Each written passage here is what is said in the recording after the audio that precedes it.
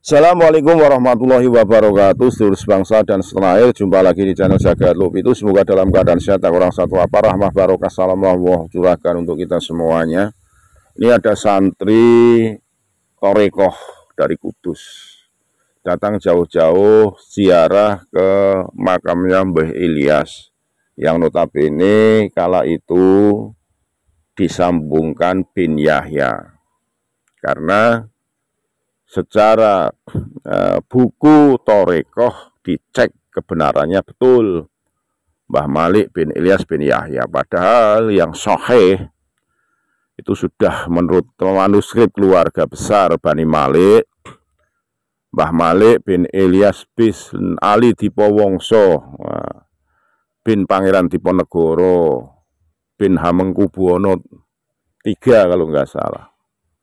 Nah itu kok bisa lari di bin Yahya, kan keturunan Yaman, kan jauh sekali, jauh panggang daripada api. Lah ini santri-santri Torekoh bertemu dengan Gus Mukson, menyampaikan keluar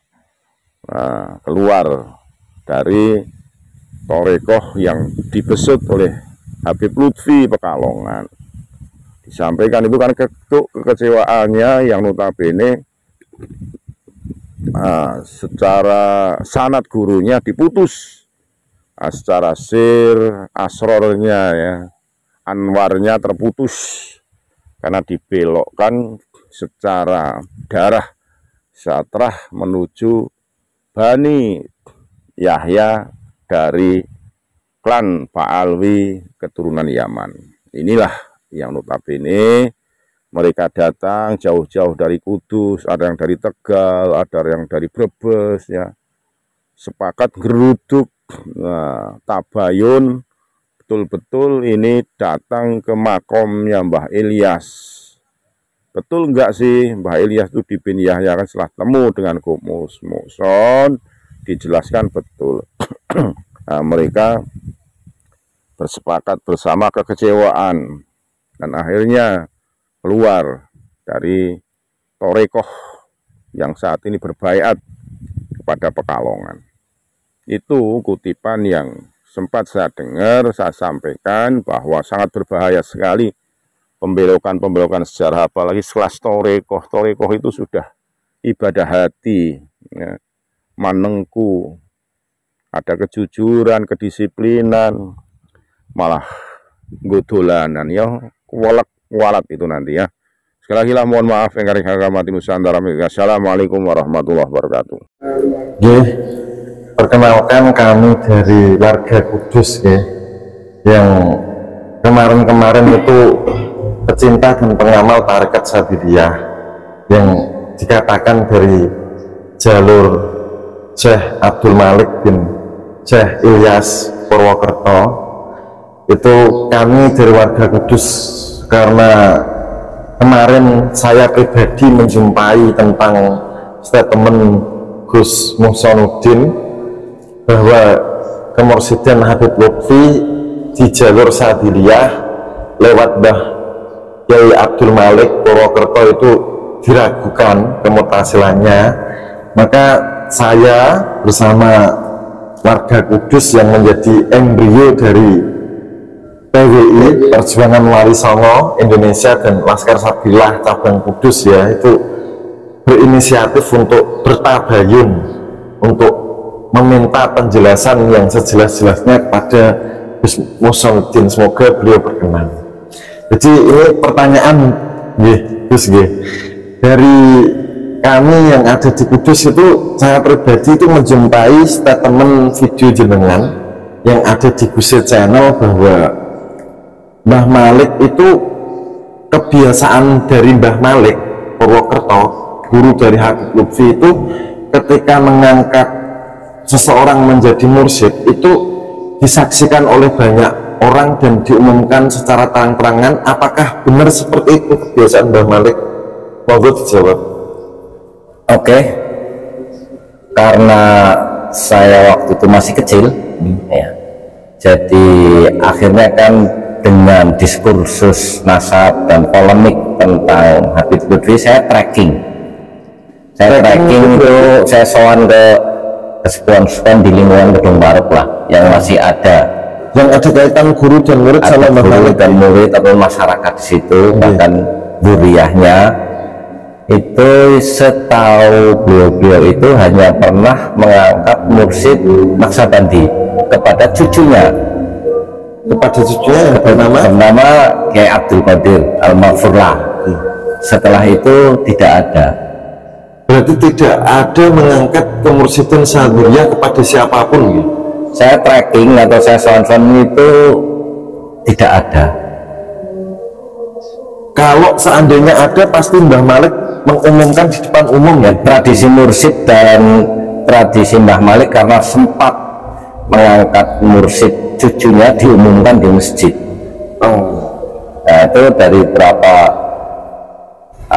orang-orang tua dan masyarakat di sekitar Gedung Barok, saya tidak menemukan itu. Karena mohon maaf Kiai, saya bertanya kepada guru-guru mursyid yang menjadi tempat saya menimba ilmu, beliau juga mengatakan bahwa selama ini kebiasaan sunnah dari para mursyid itu ketika mengangkat mursyid penerus itu pasti diumumkan. Pertama ke masyarakat sekitar, kemudian keluarga mursyid itu tahu, kemudian yang ketiga bahkan ada yang membuat dokumen tertulis dan diberi stempel gitu. Ya, ini kan berawal dari ketika beberapa muridnya Habib Lutfi kan konfirmasi ke rumah, karena boleh dibilang kita punya sejarah ya, di Purwokerto dengan Mbah Malik, dengan Habib Lutfi, keluarga kami ini punya sejarah tersendiri. Jadi pada nanya ke saya baca ada beberapa hal yang janggal. Yang pertama, wiridan Naksabandi kok dimasukkan ke Syadziliyahnya Habib Lutfi. Judulnya juga Al-Uluyah. As-Sabili kan Syekh Hasan As-Sabili, tapi judulnya aja itu diterbitkan oleh Kanjus Sholawat. Yang itu di dalam tawasulnya itu kan Mbah Malik bin Ilyas bin Yahya, padahal kan Mbah Malik bin Ilyas bin Dipowongso, bin Dipo Anom, bin Diponegoro, bin Habe ketiga. Jadi Mbah Malik itu bukan bin Yahya, Mbah Ilyas juga bukan Ba'abud, dan Diponegoro juga bukan bin Yahya, bin Yahya, tapi Bani Hamengkubuwono ya. Hamengkubuwono kan masih memiliki kancingan dari keraton. Mbah Malik punya kekancingan berarti masih punya keturunannya juga, bahkan di sini ini kan Gus Tarik ini juga masih biasa ke keraton karena memang masih satu jalur. Nah dari situ terus orang banyak bertanya tentang kemursidan, sehingga saya harus tracking, harus jalan-jalan soan-soan. Nah kira-kira jelas ya, jadi Mbah Malik bukan bin Yahya, bukan Ba'abud, Mbah Ilyas juga bukan Ba'abud, Pangeran Diponegoro bukan bin Yahya, bukan Ba'abud, tapi terah Jawa dari keturunan Hamengkubuwono ketiga. Terima kasih, cukup jelas Kiai. Nah, saya tekankan sekali lagi ya, tadi kan keterangan dari Gus Musanuddin kan bahwa sunnahnya Mbah Malik itu ketika mengangkat seseorang sebagai mursyid, dalam hal ini Habib Muhammad Lutfi bin Yahya Pekalongan, itu kan diumumkan dan masyarakat sekitar, keluarga Mbah Malik, murid Mbah Malik yang lain pasti kan tahu. Nah ternyata setelah di tracking oleh Gus Musanuddin ke seluruh kerabat, masyarakat sekitar, tetangga, dan yang ada hubungan sanak famili, jadi dalam tarekat kalau seseorang itu tidak diangkat sebagai mursyid, sepengetahuan saya, sepengetahuan kami, seseorang yang tidak diangkat sebagai mursyid itu terlarang untuk mengaku mursyid, terlarang untuk mentalkin tarekat, mengambil baiat dari murid, apalagi mensuruhkan murid. Keterangan itu bisa jenengan simak dalam kitab Lawakihul Anwarul Qudsiyah fi Ma'rifati Qawaidi Sufiyah karya Syabullah Pasakron, bagian pengangkatan seorang murid menjadi mursyid. Jadi kalau seseorang yang sebenarnya bukan mursyid kemudian mengaku mursyid, tidak pernah diangkat mursyid tapi mengaku mursyid, itu ya dia akan berakhir tersesat dalam pusaran hawa nafsunya yang besar dan akan menyesatkan gitu. Jangankan tidak diangkat, seorang mursyid pun bisa batal nggak sebagai mursyid? Kalau berkaca dari sejarah ya bisa saja, sangat mudah, sangat mudah, Sangat mudah. sangat mudah. Jadi dalam Quran surat Al-A'raf ayat 175, 176 itu kan diceritakan seorang wali besar, wali kutub yang setaraf dengan Nabi Musa alaihissalam, namanya Bal'am bin Ba'ura. Itu dia kan memiliki ismul a'dzam, yang semua ucapannya jadi saat itu juga. Tapi akhirnya dia pangkat kewaliannya, kemursidannya, ketarekatannya itu disalak, dicabut. Kenapa? Karena banyak memakan uang-uang haram, ya, dan banyak melakukan penyimpangan-penyimpangan kelas berat. Sekelas Bal'am saja yang hampir setaraf dengan Nabi Musa, Allah kuasa untuk mensalat. Dan Allah memerintahkan untuk mengulang-ulang cerita itu, faksosil kosos. Ceritakanlah cerita itu, la'allahum yatadzakkarun, agar mereka itu ingat kejadian itu. Berarti clear ya, Kiai ya, tidak ada saksi dari pihak keluarga atau masyarakat setempat atau sanak famili Mbah Malik bahwa Habib Lutfi diangkat sebagai. Pernah di masjid Mbah Malik ngumumkan itu, saya belum pernah dengar cerita Berarti itu. Habib Lutfi kemursidan sadilahnya dapat dari mana itu, Kiai? Kan Ya, Habib Lutfi yang lebih tahu. mencantumkannya kan dari Mbah Malik ya. Ya, itu wilayahnya Habib Lutfi. Oh gitu ya. Jadi Iya. nggak ada saksi. Pertanyaan yang selanjutnya ini, apakah beliau Habib Lutfi pernah mondok atau nyantri atau menjadi murid Syekh Malik?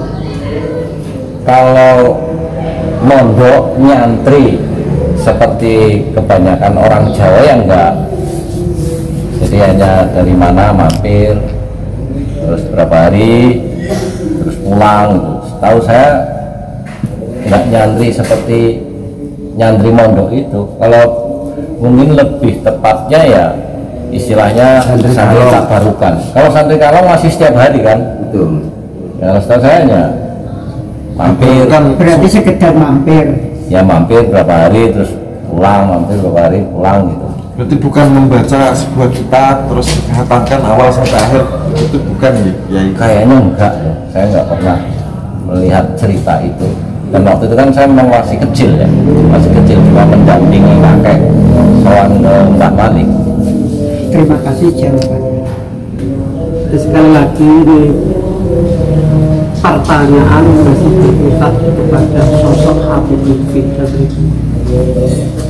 Nah, ketika Hadratus Syekh Malik dipindahkan, kita semua minta mendengar secara langsung bagaimana respon Habib Lutfi sampai saat ini ketika meminta warga besar Mbah Malik untuk memverifikasi.